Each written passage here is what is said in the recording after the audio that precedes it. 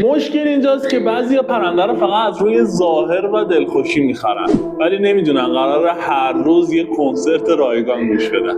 امروز تو این ویدیو میخوام بهت بگم کدوم پرنده به درد آپارتمان میخوره، کدومشون به درد آپارتمان نمیخوره.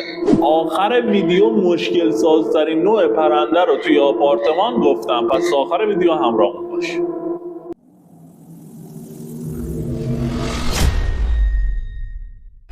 سلام، خوش اومدی به توتیلند، جای برای هر پرنده پسند. امروز میخوام توی این ویدیو با هم بررسی کنیم که کدوم توتی به درد آپارتمان میخوره، کدوماش به درد آپارتمان نمیخوره.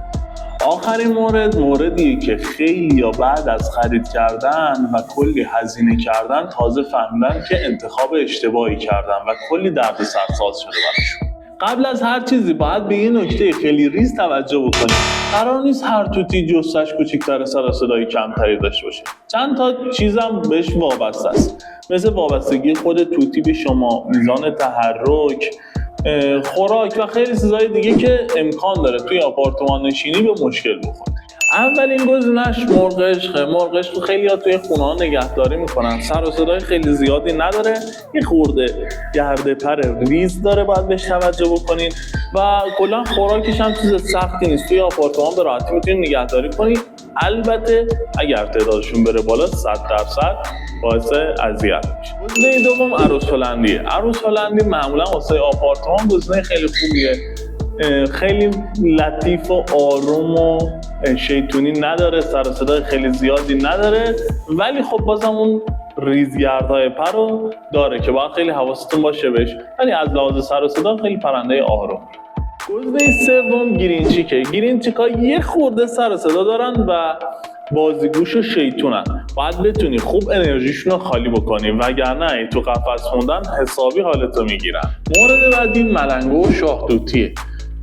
توتی های درشسته و باحالی هن، ولی یه خورده سر و صداشون بیشتره. مثلا تکجیغ دارن.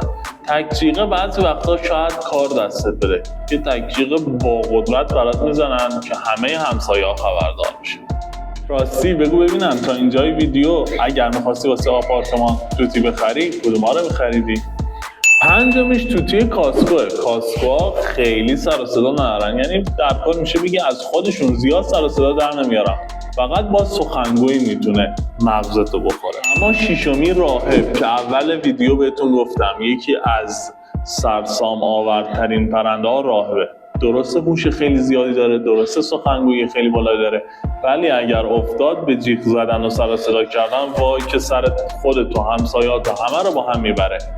حواستون باشه تمامی این توتی‌هایی که گفتم در صورت تک بودنه. اگر جفتشون کنید 100% تغییر رویه توی زندگیشون ایجاد میشه، شاید سر و صداشون بیشتر بشه، شاید هم کمتر. حالا به صورت خلاصه اگه بخوام بهت بگم، مرغ عشق و عروس و گرینچیک معمولا واسه همه آپارتمانا منطقی تر و بهتره. البته اصلی ترین رفتار شما و تربیت شما واسه اون پرنده است.